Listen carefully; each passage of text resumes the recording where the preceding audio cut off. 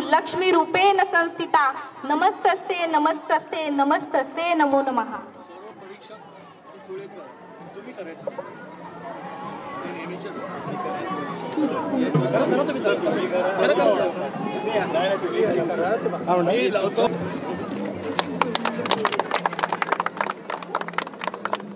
No returns, not all videos.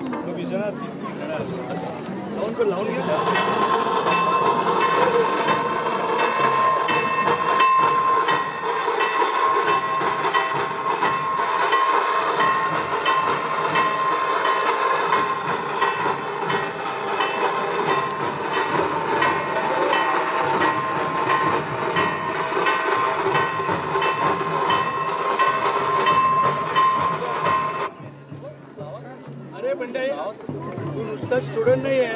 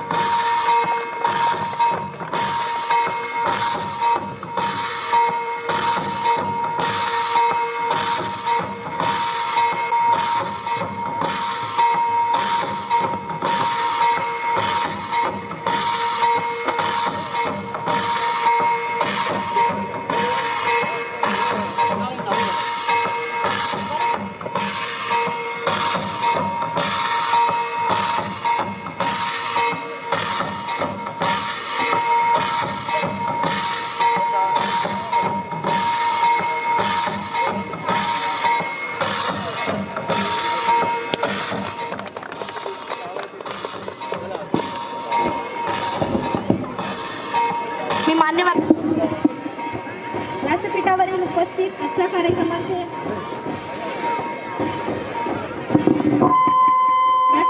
उपाध्यक्ष माननीय श्री जयसिंगराव मोरे साहेब, त्याचप्रमाणे सेक्रेटरी मोहन शेठ चव्हाण, सचिव अजित शेठ शाळवी, सहसचिव शशांक चव्हाण, संचालक सुर्वे सर, संचालक सुधाकर चव्हाण या सर्वांचे मी शब्द सुमनाने स्वागत करतो। त्याचप्रमाणे आजच्या कार्यक्रमासाठी परीक्षक म्हणून डुगररावजी चव्हाण साहेब करतील अशी मी त्यांना विनंती करते। सॉरी, महेंद्र काटेकर साहेब।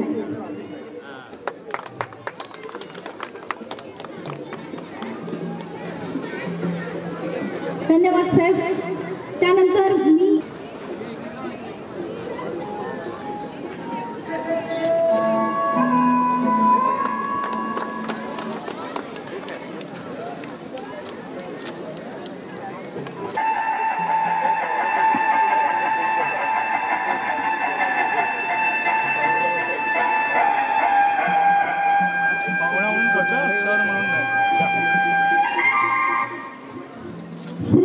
राष्ट्रपाल सावंत सर,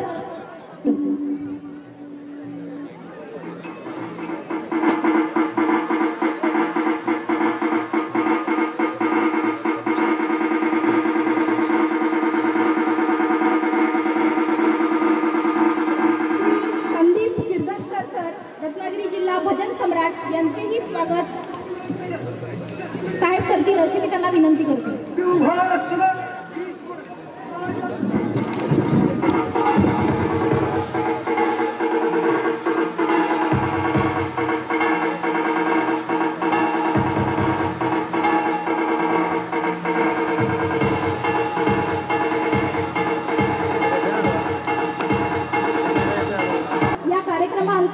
विविध लोककलेच्या सादरीकरणावर आपण प्रकाश टाकणार आहोत। मी प्रशालेचे मुख्याध्यापक माननीय श्री लकेश्री सर यांनी कार्यक्रमाचे प्रस्तावित करावे अशी मी त्यांना विनंती करते।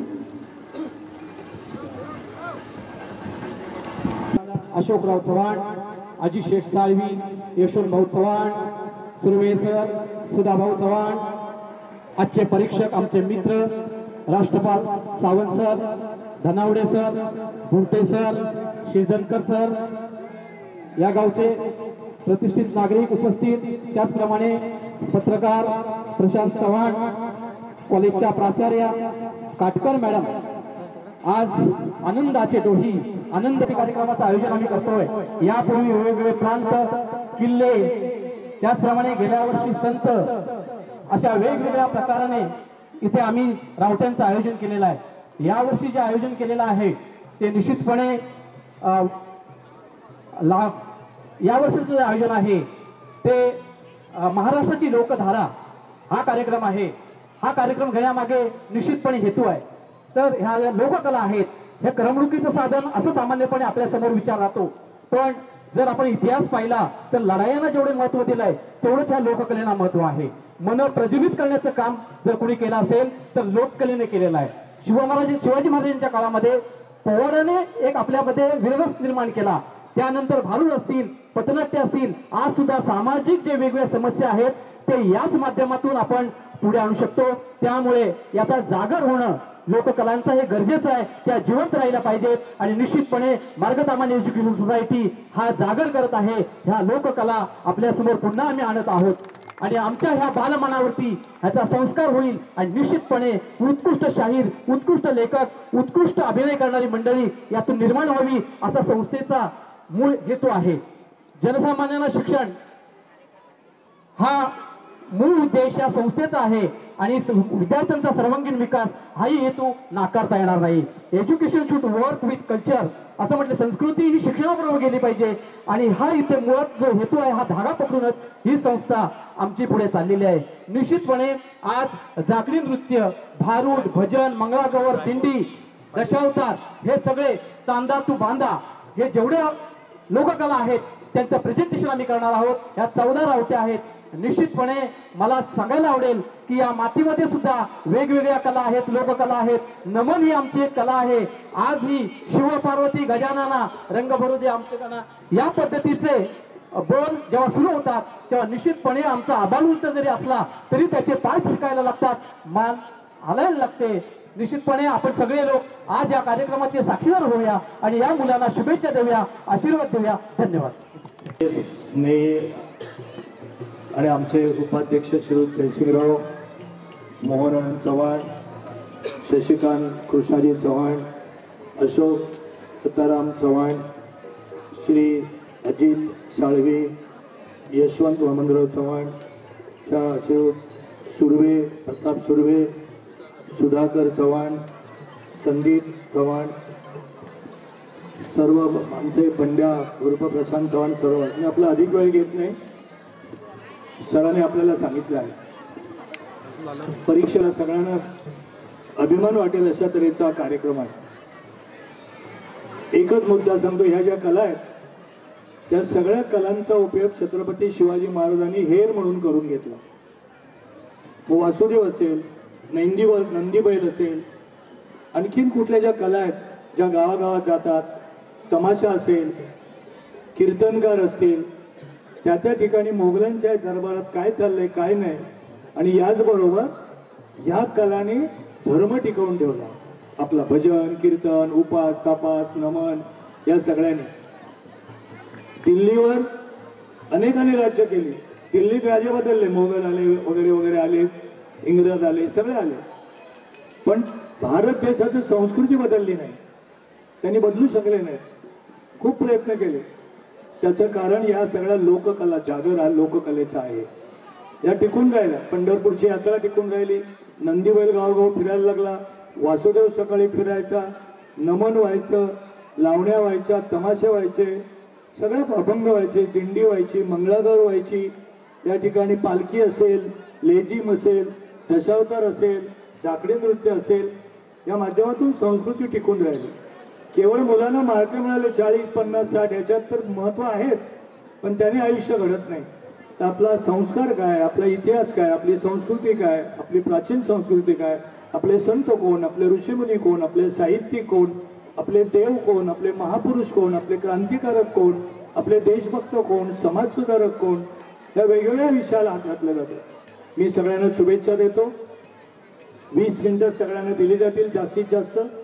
सादरीकरण परीक्षकांना विनंती करतो, 2 बाजूचे परीक्षक आहेत, 2 या बाजूला आता सुरुवात करतील. कारण गेल्या वर्षी 3 तास लागले म्हणून आम्ही विभागणी केली आणि यावर्षी प्राथमिक त्यांना माहिती आहे कोणाला कुठे जायचं आहे. प्राथमिक विभागाच्या परीक्षकांना विनंती आहे की पहिल्यांदा इतक्या हौशेने करतात. मी बघतोय गेले अनेक दिवस अनेक कार्यक्रम की आपल्याच घरात कार्यक्रम आहे, आपल्याच घरात मंगळागौर आहे, आपल्याच घरात काहीतरी भारूड आहे, आपल्याच घरात लग्न आहे, साखरपुडा आहे, असे सगळे कार्यक्रम मी संस्थेतर्फे सुरुवातीलाच तुम्हा सर्व विद्यार्थ्यांचं शिक्षकांचं मी हृदयपूर्वक तुमचं त्या ठिकाणी आभार मानतो, धन्यवाद देतो, कौतुक करतो. छान करा. तुम्हाला सगळ्यांना खूप खूप शुभेच्छा. कार्यक्रमामध्ये तल्लीन होऊन जा, पुढे पुढे जागा सोडू नका. जय हिंद, जय महाराष्ट्र. परीक्षकांना विनंती आहे आणि माझ्या संचालक पाहुण्यांना विनंती आहे की तुम्ही परीक्षक जेव्हा जातील बघायला तेव्हा थोडे लांब उभे राहून बघा, पण सगळीकडे फिरा तुम्ही काय काय चाललंय ते आणि छान सादरीकरण करा. पुन्हा एक छोटी सूचना देतो, शूटिंग जे आहे स्वामी प्रत्येक आयटमचं शूट करून घ्यायचं आहे.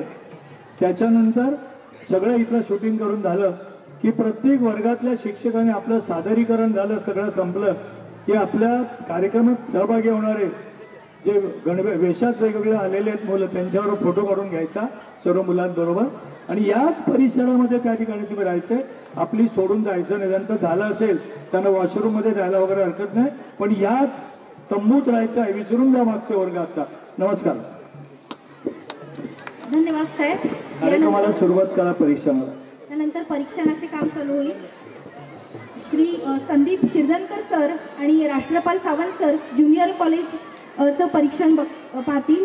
त्याचप्रमाणे श्री बोरटे सर व श्री धनावडे सर हे प्राथमिक व माध्यमिक विभागाचं परीक्षणाचं काम पाहतील. सगळ्यांना माहितीसाठी सांगतो, 50 गुण आहेत. सादरीकरणाची विषयाची मांडणी याच्यासाठी 20 आहेत, वेशभूषेसाठी 10 आहेत आणि अभिनय याच्यासाठी 20 आहेत. असे 50 गुण आहेत आपल्यासाठी. नमस्कार. सुरू करा.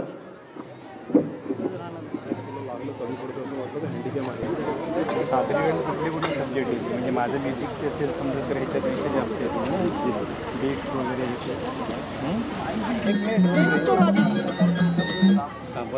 मान्यवर प्रमुख पाहुणे आमच्या वासुदेवाच्या रावटी तुमचे स्वागत आहे. वासुदेव हा सकाळी दान मागण्यासाठी येतो. हे दृश्य आम्ही आता सादर करणार आहोत. वासुदेव पाहिलंच आहे. सकाळी उठायला पाहिजे लवकर. येतो अजून येतो ना. हा बघा, हे आता आम्ही परीक्षा करणार आहोत. त्याच्यामध्ये सादरीकरण, विषय मांडणी, तुमच्या वेशभूषा, अभिनय असे एकूण मला 50 गुण असतील. त्याचं मूल्यमापन त्या ठिकाणी होणार. आणि परफेक्ट बीट्स पाहिजेत. जसं आपण वाजवतो तसे परफेक्ट बीट्स. जरी एखादं म्हणजे सामूहिक गायन किंवा सामूहिक नृत्य आहे, प्रत्येकाचा त्याच वेळेला बीट्स तोच आला पाहिजे. अभिनय, चेहऱ्यावरचे हावभाव सगळ्यांचे सेम पाहिजे. त्यातून मार्क काढले जातात. Okay, start. 20 मिनिटं दिले. हां, स्टार्ट.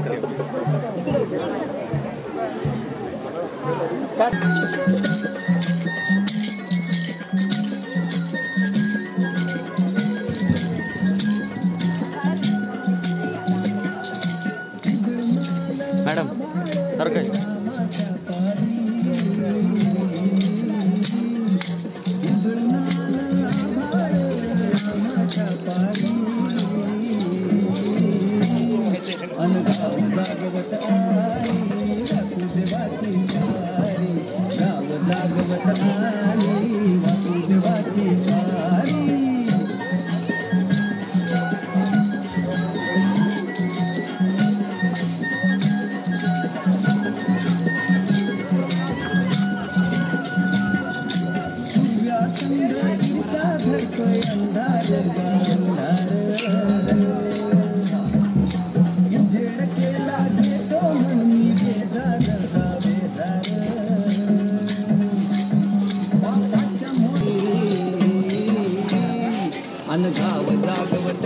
स्वामी दोन्ही बाजूला तुम्हाला शूट करावं लागेल. तिकडे पण आता चाललंय बघा वासुदेव. त्यामुळे इथे सुरुवातीचं शूट केलं की समोर राहतो. धावपळ म्हणजे स्वामी, पण मला शूटिंग दोन्हीचं झालं पाहिजे.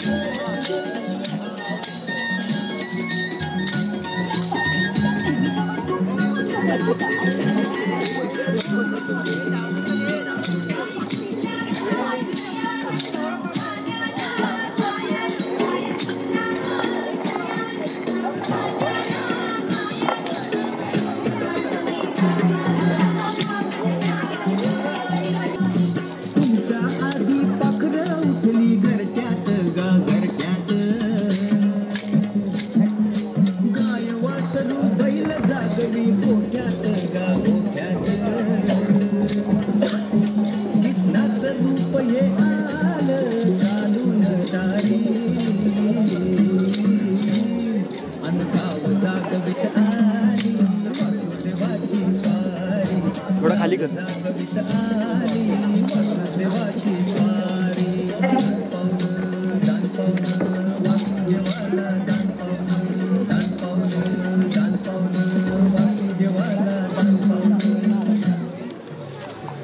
पालक बिलक येणार आहेत, आपलं तंबू सोडू नये, आपलं झालं तरी.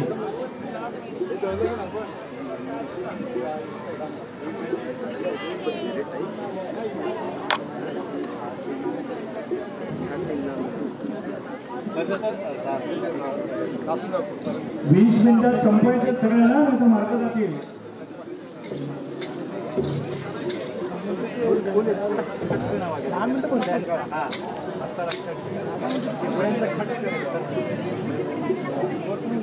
आता आपल्याला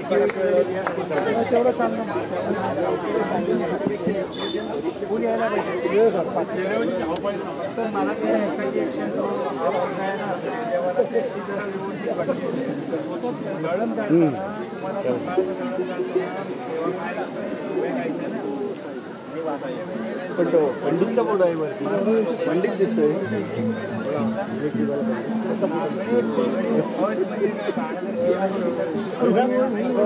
पंडितच आहे.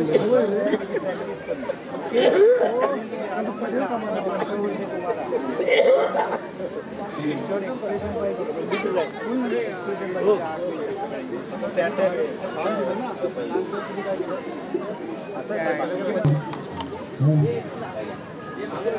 सर तिथे जाऊन उभे राहू.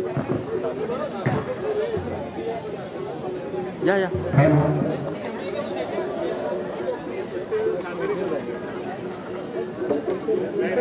नाही, त्याला 20 गुण असे 50 गुण आहे.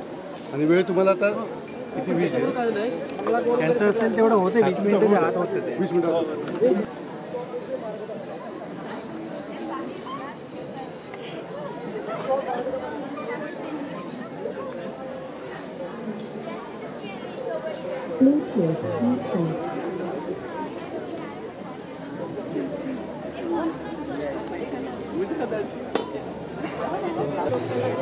तळ कोकणामध्ये सादर केली जाते, जपली जाते. त्यामुळे त्यांच्यातलं एक स्किट जे आहे ते आम्ही बसवलेलं आहे. बघायनंतर आलेलं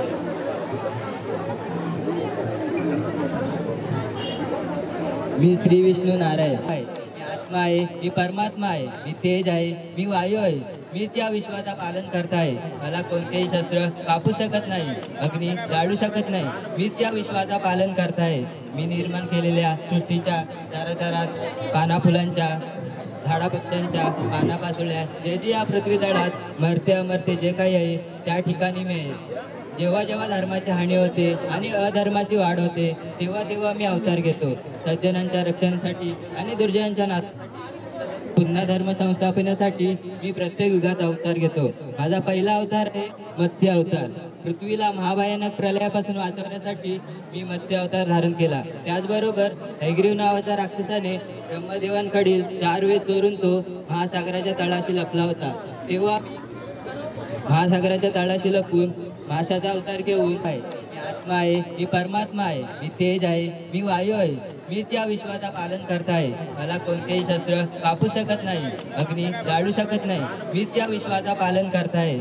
मी निर्माण केलेल्या सृष्टीच्या चराचरात पाना फुलांच्या झाडापत्त्यांच्या पानापासुळ्या जे जे या पृथ्वी तळात मरते अमरते जे काही आहे त्या ठिकाणी मिळेल. जेव्हा जेव्हा धर्माची हानी होते आणि अधर्माची वाढ होते तेव्हा तेव्हा मी अवतार घेतो. सज्जनांच्या रक्षणासाठी आणि दुर्जनांच्या पुन्हा धर्म संस्थापनासाठी मी प्रत्येक युगात अवतार घेतो. माझा पहिला अवतार आहे मत्स्य अवतार. पृथ्वीला महाभयानक प्रलयापासून वाचवण्यासाठी मी मत्स्य अवतार धारण केला. त्याचबरोबर हैग्रीव नावाच्या राक्षसाने ब्रह्मदेवांकडील 4 वेद चोरून तो महासागराच्या तळाशी लपला होता. तेव्हा महासागराच्या तळाशी लपून माशाचा अवतार घेऊन आहे कुर्मा अवतार. देव आणि दानवांनी अमृत प्राप्तीसाठी क्षीरसागर समुद्रात समुद्र मंथन केले होते. त्यावेळी मी कुर्मा अवतार धारण केला आणि महासागराच्या तळाशी मंदार पर्वताला आधार दिला. त्यामुळे देव आणि दानव सहजपणे समुद्र मंथन करू लागले. माझा तिसरा अवतार आहे वराह अवतार. हिरण्यक्ष नावाचा दैत्य पृथ्वी पळवून नेतो आणि पाताळात लपवून ठेवतो. त्यावेळी मी वराहाचे प्रचंड रूप धारण करून त्या असुराचा वध केला आणि माझ्या दातांनी पृथ्वी वर काढली. माझा चौथा अवतार आहे नरसिंह अवतार. हिरण्यकश्यप नावाचा दैत्य याला देवाकडून वर मिळाले होते की तो कोणतेही मानव कोणतेही प्राणी दिवसा किंवा रात्री कोणत्याही शस्त्राने किंवा अस्त्राने मरू शकत नाही. त्यावेळी प्रल्हादाला वाचवण्यासाठी मी अर्धे मानव अर्धे प्राणी असा अवतार घेऊन त्या हिरण्यकश्यपूचा वध केला. माझा 5वा अवतार आहे वामन अवतार. बळी एक पौराणिक असून राजा भक्त प्रल्हादाचा नातू. तो आपल्या आजोबाप्रमाणेच माझा भक्त होता. बळीच्या पित्याचा इंद्राने कपटाने वध केला. त्याचा सूड म्हणून बळीने इंद्राशी युद्ध केले आणि त्याला पाताळात उकळून दिले, स्वर्गातून हाकलवून लावले. इंद्राला वाचवण्यासाठी मी वामन अवतार धारण केला आणि बळीकडून स्वर्गाचे आणि पृथ्वीचे राज्य दानाच्या रूपात परत घेतले आणि बळीचा वध न करता त्याला पाताळात उकळून दिले. तिथे तो लोकांचा राजा झाला. माझा 6वा अवतार आहे परशुराम अवतार. अन्याय अत्याचार अधर्म करणारा राजा कानवीर्य सहस्रारू यापासून जनता त्रस्त होती. अनेक राज्य शस्त्रीय बनून अन्याय अत्याचार करत होते. त्यावेळी मी परशुराम अवतार धारण केला आणि 21 वेळा पृथ्वी निशस्त्र केली. माझा पुढचा अवतार आहे राम. मी श्रीराम. मी भगवान विष्णू यांचा 7वा आणि सर्वात लोकप्रिय अवतारांपैकी एक आहे. मी इक्ष्वाकू काळात माता कौशल्या आणि राजा दशरथांच्या पोटी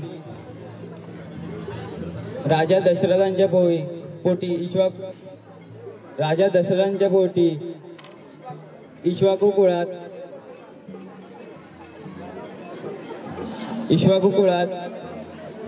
कोसळ राजाने असलेल्या अयोध्येत जन्म घेतला. मी नेहमी मर्यादांना सर्वोच्च स्थान दिले म्हणून मला मर्यादा पुरुषोत्तम राम म्हणतात. जेव्हा जेव्हा सुराज्याची चर्चा केली जाते तेव्हा तेव्हा रामराज्याचे उदाहरण दिले जाते. माझ्या वडिलांनी माता कैकेयीला दिलेल्या वचनाची स्फूर्ती करण्यासाठी मी 14 वर्षे वनवासात जाण्याचा निर्णय घेतला. या काळात माझी प्रिय पत्नी आणि माझा भाऊ लक्ष्मण माझ्यासोबत होते. या दरम्यान अनेक दुष्ट राक्षस अनेक ऋषीमुनींना त्रास देत होते. त्या सर्व ऋषीमुनींचा मी संहार केला व बंदोबस्त केला. मला या प्रवासात अनेक पशु पक्षी प्राणी यांची साथ मिळाली. मला भेटलेली शबरी हे संयमाचे उत्तम उदाहरण आहे. ती प्रभू रामांना भेटण्यासाठी खूप वाट पाहत होती. ती माझ्यासाठी फळे फुले व तोडून आणत असे. तिचा पूर्ण विश्वास होता की प्रभू राम तिला भेटणार आणि तो दिवस पूर्ण झाला आणि मी तिने आणलेली उष्टी बोरे खाल्ली आणि समाजात कोणी उच्च नीच नाही हा संदेश मी यातून दिला. वनवासात असताना दुष्ट कपटी रावणाने सीतेचे अपहरण केले. सीतेचा मी खूप शोध घेतला. सीतेचा शोध घेताना माझ्यासोबत सुग्रीव हनुमान वानर सेना होती. वानर सेनेच्या मदतीने आम्ही लंकेत जाण्यासाठी 48 किलोमीटर लांब व 3 किलोमीटर रुंद दगडी पूल बांधला. प्रयत्न केले तर अशक्य गोष्टीही शक्य करता येऊ शकतात हा मानवजातीला आम्ही संदेश दिला. सीतेला परत मिळवण्यासाठी सुग्रीव, विभीषण, वानरसेना यांनी मायावी राक्षसांचा वध केला व रावणाचा नाश केला. रावणाचा नाश केल्यानंतर विभीषणाला लंकेचा राजा बनवून चांगला शासक होण्यासाठी मार्गदर्शन केले. मी अयोध्येत परतल्यानंतर राज्य मी कार्यक्षमतेने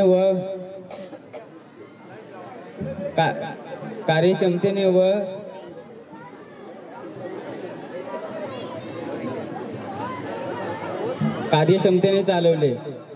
इथले कार्य संपल्यानंतर मी यमराजाच्या संमतीने शरयू नदीच्या काठी गुप्तहर देह त्याग केला. माझा पुढचा अवतार आहे मी कृष्ण. हस्तिनापुरात जाऊन द्वापार युगात कंस आणि दुर्योधनासारख्या अधर्मी राजाचा अन्याय आणि अत्याचार वाढला. त्यावेळी त्याचा नाश करण्यासाठी मी देवकीच्या पोटी जन्म घेतला. अतिशय निर्दयी असलेल्या राजाने कंसाने म्हणजे माझ्या मामाने माझ्या आधीच्या लहान भावंडांचा वध केला, लोकांवर अत्याचार केले. त्या दुर्दैवी कंसाचा मी वध केला. माझी वाढ नंदाघरी झाली. बालगोपालांबरोबर यमुनेच्या काठी खेळत असताना यमुनेमध्ये असलेल्या कालिया नागाचा मी मर्दन केला. मथुरेतील कार्य पार पाडल्यानंतर मी हस्तिनापुरात गेलो. तिथे पांडव आणि कौरव यांच्यामध्ये लढाई चालू होती. पांडव आणि कौरव यांच्यामध्ये सत्तेसाठी आणि संपत्तीसाठी लढाई चालू होती. मी सत्तेची बाजू पांडवाची घेतली, कारण पांडवाची बाजू ही सत्याची आणि न्यायाची होती. लोक मला म्हणतात की तू खोटं बोललास. कर्णाचा रथाचा चाक चिखलात रुतला असताना मी त्या चिखलात रुतला असताना अर्जुनाला मी त्याच्यावर बाण सोडायला सांगितलं. युधिष्ठिराला मरो वा कंजरो वा खोटं बोलायला सांगितलं.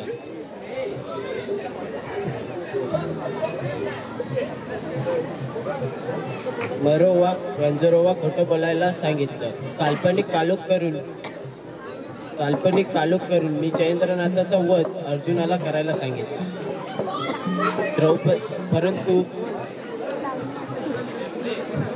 जयेंद्रनाथाला करायला सांगितलं, परंतु सत्याच्या न्यायाच्या प्रस्थापनेसाठी दृष्टांच्या निर्दलन करण्यासाठी सज्जनांच्या रक्षणासाठी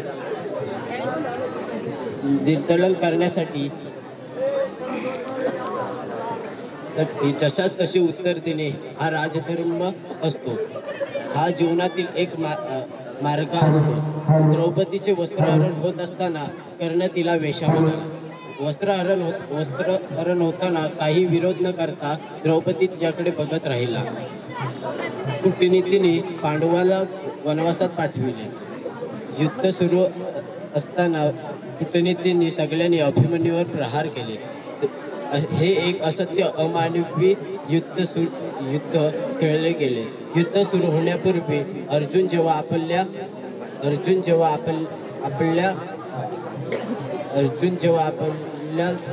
कर्तव्यापासून दूर झाला, शस्त्र खाली ठेवले तेव्हा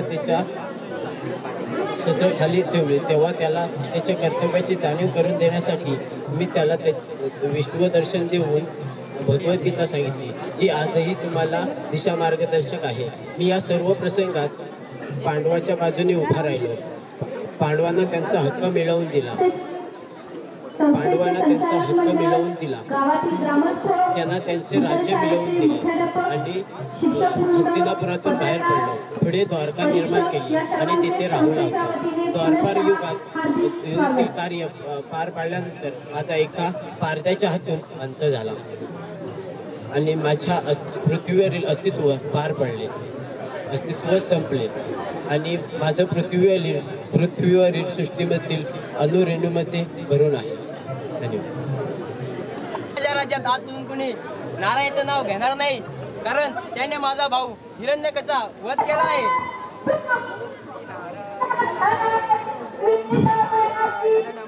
प्रल्हाद, तुला किती वेळा सांगितलं आपल्या राज्यात नारायणाचं नाव घेणं मनाई नाही म्हणून. कुठे चालू आहे? शिपाई याला घेऊन जा आणि हत्तीच्या पायी द्या. महाराज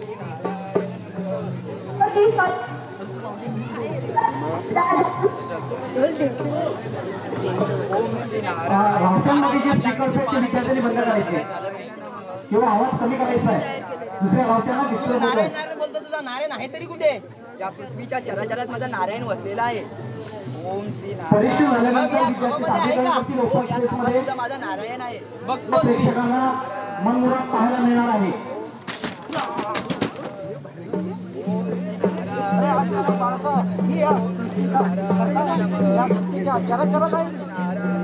मला कुणी मारू शकत नाही.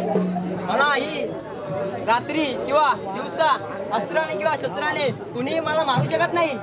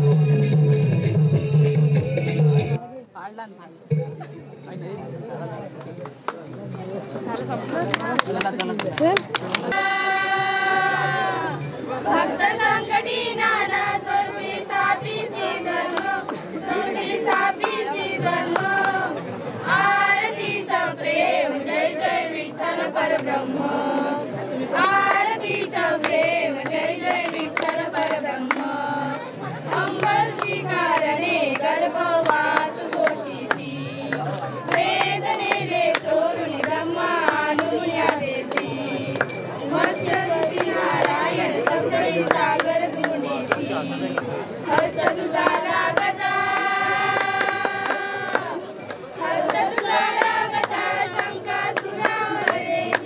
शंका सुरावर देसी आरतीचं प्रेम जय जय विठ्ठल परब्रह्म आरतीचं प्रेम जय जय विठ्ठल परब्रह्म रसातळाशी जाता पृथ्वी पाठीवर घेसी परोपकारासाठी देवा कासव झालासी चांडे धरुणी पृथ्वी नेता वरार रूपोसी प्रल्हाद कारणे संमी नरहर गुरुगुरसी संमी नरहर गुरुगुरसी आरतीचं प्रेम जय जय विठ्ठल परब्रह्म आरतीचं प्रेम जय जय विठ्ठल परब्रह्म पाचवे अवतारी बळीच्या द्वाराला जासी भिक्षे सळ मागुनी बळीला पाताळी नेसी सर्व समर्पण केले म्हणून प्रसन्न त्या होसी वामन रूप धरुनी बळीच्या द्वारे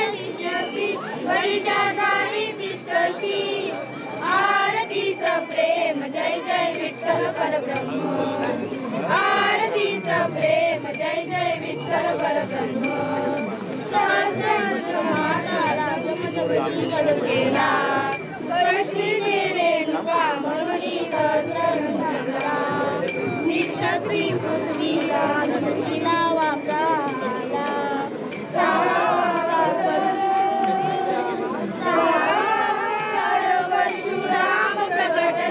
परशुराम प्रगटला आरतीचं प्रेम जय जय विठ्ठल परब्रह्म आरतीचं प्रेम जय जय विठ्ठल परब्रह्म मातला रावण सर्व उपद्रव केला 33 कोटी देव बंदी हरे सीतेला पितृवचनाला मिळोनी वानर सेना मिळोनी वानर सेना राजा राम प्रगटला आरतीच प्रेम जय जय विठ्ठल परब्रह्म आरतीच प्रेम जय जय विठ्ठल परब्रह्म देवकी वासुदेव बंदी मोचन का केले नंदा घरी जाऊन गोकुळ घालले गोरसवनी करिता नवलक्ष गोपाळ घडविले गोपिकांचे प्रेम देखुनी श्रीकृष्ण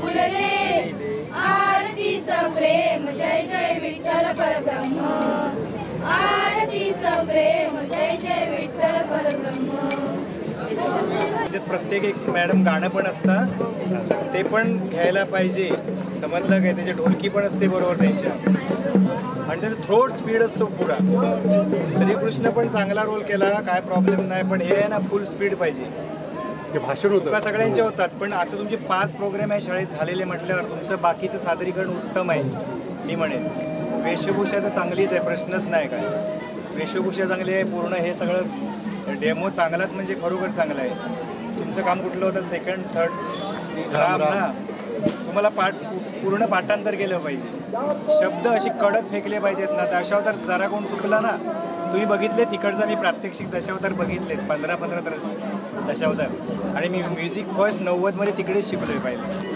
त्याला काय दशावताराचं तसं माहिती नाही हा नाही मी तसं नाही म्हणत मॅडम आता ह्याच्या पुढे पण ते चांगले प्रोग्राम करू शकतात अजून असं हे आता 11वीला आहेत की 12वीला मग अजून पण एक वर्ष नव्हे बरोबर आहे उत्तम सादरीकरण चांगलं झालं पण जरा प्रॉब्लेम म्हणजे सगळे बोलण्याचं ते थोडंसं पाठांतर आपण त्यांची म्हणजे आपण हे करू शकत नाही आणि आरती आपण अशी म्हणतो ना ती तुम्ही दोन कडवी घेतलं असेल तरी चालत असतं काय प्रॉब्लेम ओके बाकी मस्त रावटमध्ये स्वागत आहे भारुड हा महाराष्ट्रातील सगळ्यात लोकप्रिय कला आहे संत ज्ञानेश्वरांना भारुडाचे जनक मानले जाते मात्र त्यावर कळस चढवला तो संत एकनाथ महाराजांनी जवळजवळ 450 वर्षांपूर्वी एडका विंचूचा अवला तसेच सत्वर पावगे मला अशी भारुडांची रचना केली त्यातीलच एक भारूड 12वी कॉमर्सचे विद्यार्थी सत्वर पावगे मला हे सादर करणार आहे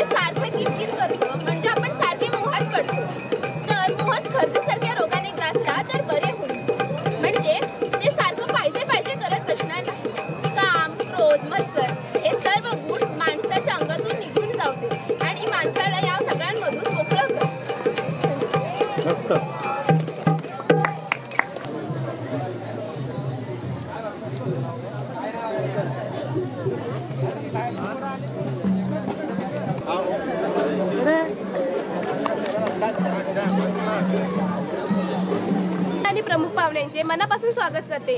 ज्यांच्या विचारांनी संपूर्ण महाराष्ट्र घडला, ज्यांच्या विचारांनी संपूर्ण महाराष्ट्र घडला असे आपल्या संपूर्ण हिंदुस्थानाचे आराध्य दैवत श्री छत्रपती शिवाजी महाराज आणि ज्यांनी लिहिलेल्या संविधानामुळे आज संपूर्ण देशाचा कारभार चालतो असे भारतीय राज्यघटनेचे शिल्पकार डॉक्टर बाबासाहेब आंबेडकर, ज्यांनी स्त्रियांना आत्मसन्मान मिळवून दिला आणि ज्या पहिल्या महिला शिक्षिका म्हणून संबोधल्या गेल्या अशा ज्ञानज्योती सावित्रीबाई फुले या सर्व महामानवांना माझा मानाचा मुद्रा. दरवर्षीप्रमाणे याही वर्षी आज दिनांक 20/12/2023 रोजी कैलासवासी सौ कमलाबाई वामनपेठे कनिष्ठ महाविद्यालय मार्गतामने येथे राऊटी हा कार्यक्रम सादर होत आहे. तरी या राऊटीसाठी उपस्थित असलेले मान्यवर आणि प्रमुख पाहुण्यांचे मी पुन्हा एकदा मनापासून स्वागत करते. दरवर्षी वेगवेगळे विषय घेऊन राऊटी कार्यक्रम सादर करण्यात येतो. या वर्षीचा विषय आहे महाराष्ट्राची लोककला म्हणजेच जागर लोककलेचा.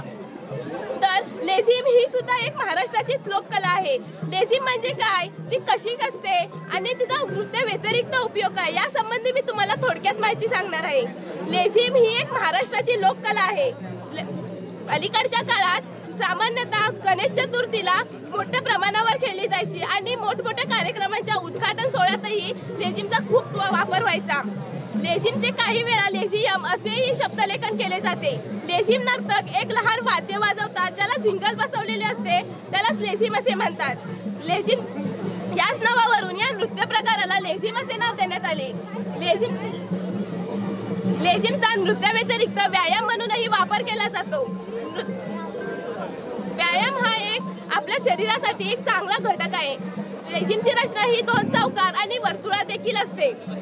लेझिम महाराष्ट्रातील शाळा, विद्यालये, महाविद्यालये आणि काही संस्थांद्वारे देखील त्याचा वारंवार वापर केला जातो. ऐतिहासिकदृष्ट्या पाहता महाराष्ट्रातील आणि गुजरातच्या काही भागांमध्ये लेझिमचा वापर केला जायचा, परंतु आता ते क्वचितच पाहायला मिळते आणि क्वचितच वापरले सुद्धा जाते. लेझिमच्या ग्रामीण स्वरूपामध्ये पाहता लेझिमची रचना ही 2 ओळींमध्ये असते आणि लेझिम नर्तक आपल्या रचनाचा क्रम पुनरावृत्ती करतात. वेळोवेळी ठोके बदलत असतात. अशा प्रकारे 5 मिनिटांच्या लेझिम स्टेपमध्ये किमान 25 स्टेपचा सहज समावेश होऊ शकतो. 1982च्या एशियन गेम्सच्या उद्घाटन सोहळ्यात शेकडो मुला-मुलींनी लेझिम नृत्य सादर केले. किती सुंदर दृश्य होते ते, हे तुम्हा सर्वांना चांगलेच आठवत असेल. पूर्वीच्या काळात मोठमोठ्या सण समारंभांमध्ये लेझिमचा आनंद जास्तीत जास्त घेतला जायचा, कारण आनंद आणि व्यायाम या दोन्ही गोष्टींचा त्यांमधून फायदा व्हायचा. आज डॉल्बीवर, डीजेवर नृत्य करण्यापेक्षा आपण लेझिमची आपली ही पारंपरिक लोककला जोपासली पाहिजे असे मला मनापासून वाटते. आता आपल्या समोर इयत्ता 11वी सायन्स मधील विद्यार्थी लेझिम नृत्य सादर करतील.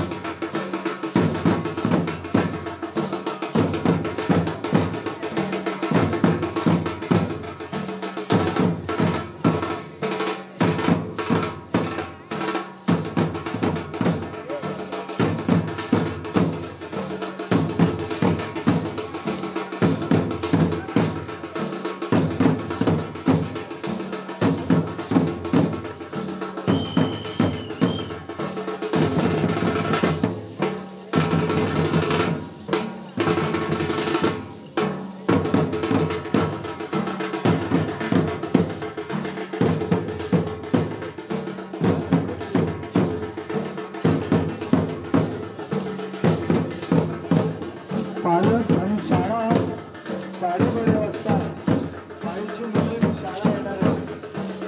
मुलांनी थोडं प्रयास करू पण या पाहुण्याकडे कला तुम्ही दाखवायची आल्यावर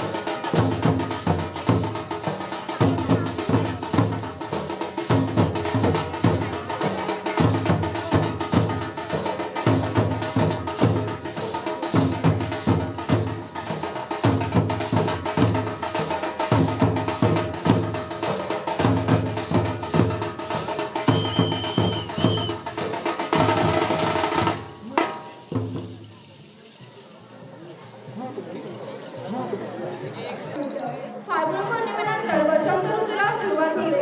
या ऋतूतला वेगळा आनंदोत्सव म्हणजे होळी. होळी हा सण उत्तर भारतामध्ये विशेष उत्साहाने साजरा केला जातो. होलिकोत्सव, धुलिकोत्सव आणि रंगोत्सव म्हणजे होळी.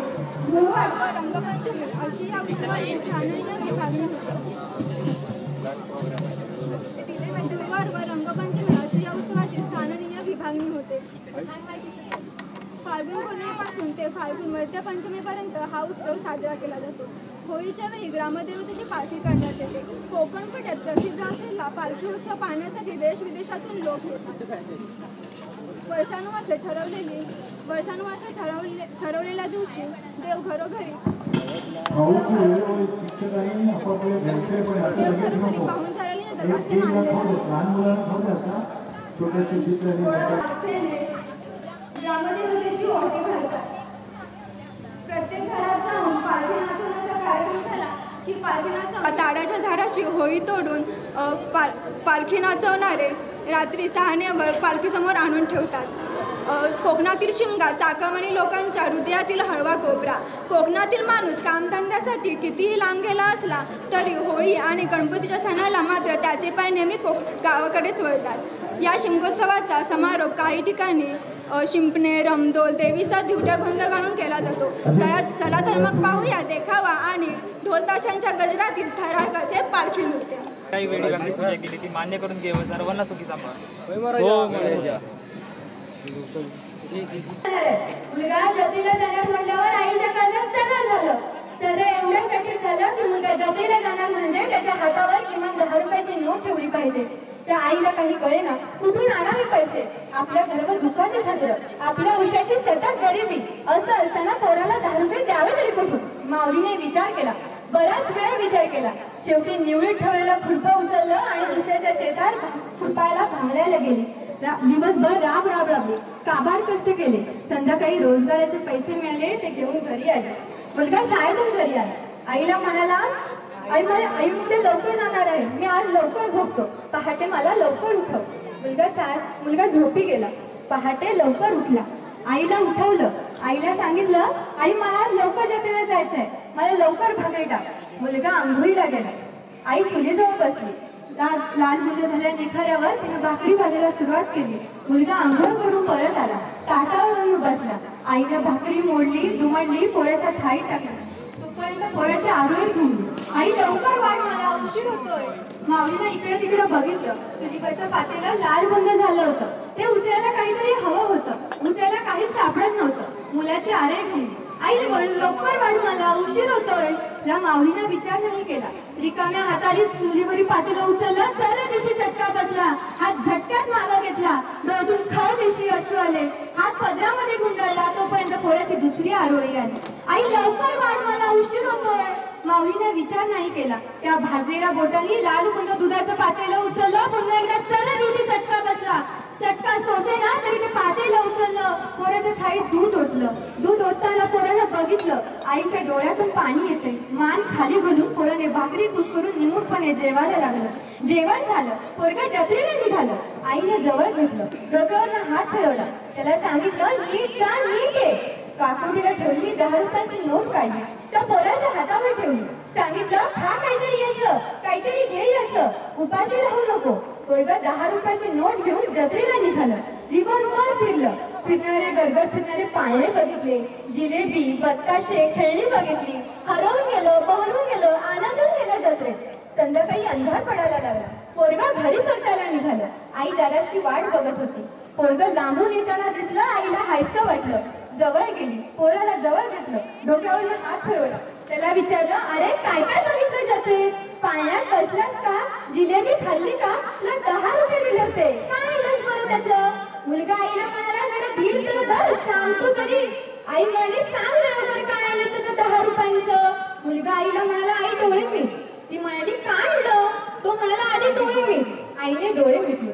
डोळे मिटल्यावर आई म्हणते, आता दाखव बघू काय आणलं त्या 10 रुपयांचं. मुलगा आईला म्हणाला, डोळे नीट आणि नीट घट्ट उघडायचे नाही. म्हटली, हो रे बाबा, मी डोळे नीट. आता तरी दाखव बघू 10 रुपयांचं काय आणलं असते. तरी 10 रुपयांचं काय आणलं ते दाखवायला पोराने खिशात हात घातला आणि खिशातनं आणलेली 10 रुपयांची सांडशी काढली.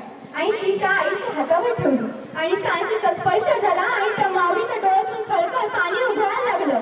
तिनं पोराला घट्ट उराशी कवटाळलं. अरे धन्य झाली माझी कुळ, तुझ्यासारखं पोर माझ्या खुशीत जन्माला आलं. अरे दिवसभर जत्रेत फिरला असशील, दिवसभर गरगर फिरणारे पाळणे बघितले असशील, बत्ताशे, जिलेबी दिसली असतील, भूक लागली असेल, काहीतरी खावंसं वाटलं असेल, पण दिवसभर पोरगं वणवण करीत फिरलं, 1ही रुपया मोडला नाही. अरे दिवसभर काळजाला चटका होता की माझ्या आईच्या हाताला चटका बसलाय आणि चटका बसू नये म्हणून पोरगं उपाशी पोटी वणवण करीत 10 रुपयांची सांडशी घेऊन आलं. अरे आमची पोरं काय करतात? दुनियाच्या जत्रेत राखतात नुसती, आईच्या हाताला चटका बसू नये म्हणून काय करतात? कारण त्या पोरांना आईच्या हाताला बसलेल्या चटक्यांची जाण असते, त्याच पोराला मातीला बसलेल्या चटक्यांची जाण असते आणि त्याच पोराला समाजाला बसणाऱ्या चटक्यांची जाण असते. अशी पोरं आम्हा उभा केली पाहिजे. आणि त्यांच्या ओठांवर समाजाच्या प्रगतीचाच मान आहे. तर आपला समाज खऱ्या अर्थाने येणाऱ्या काळाचं आव्हान पेलू शकतो. धन्यवाद.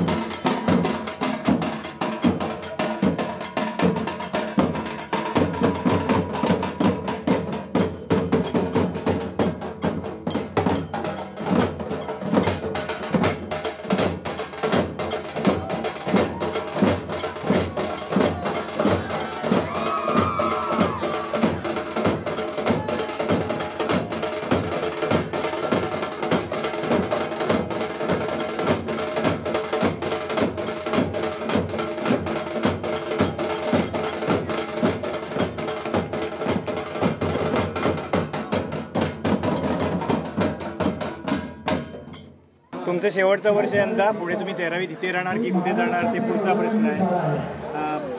कुठलाही प्रोग्राम निवडताना चांगलं निवडलात आणि ह्या शाळेला तुम्हाला ती मान्यता दिली सगळ्या प्रोग्रामची, त्याच्याबद्दल धन्यवाद. मॅडमनी तुमच्या पाठीशी व्यवस्थित चांगले राहिले, सादरीकरण चांगलं केलं आणि शेवटी तुम्ही मोठेपणात बाकीच्या 11वी 10वी 9वी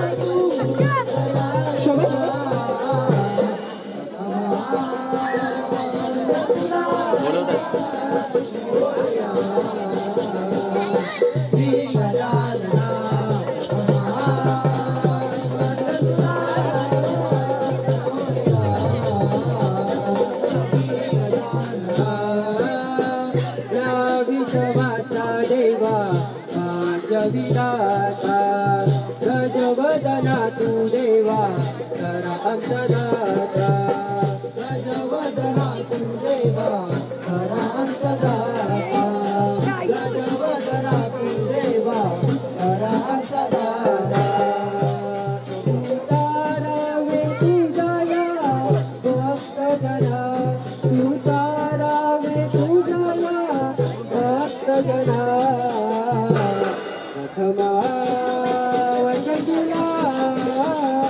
मोरया श्री गजानना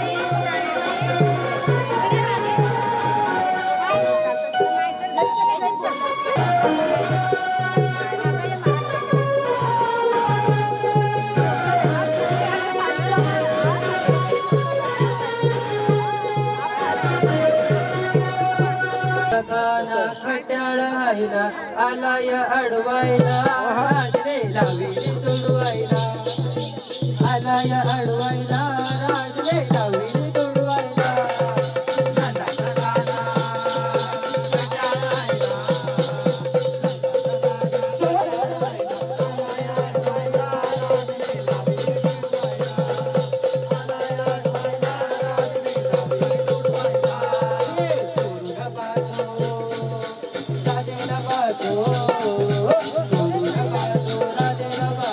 आलाय अडवायला राजले लावी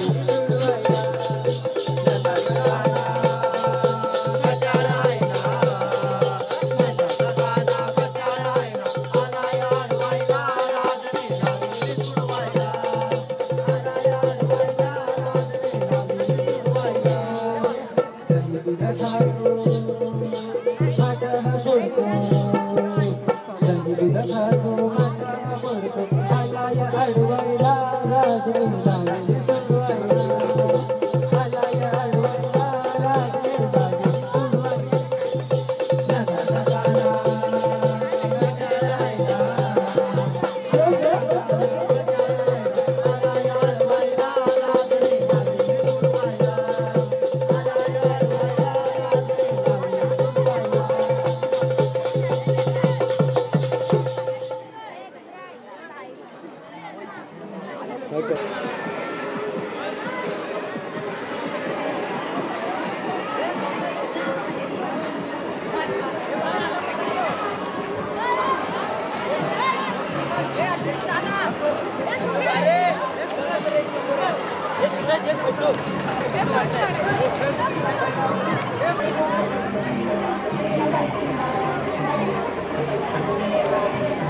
आता पण तुझ्याच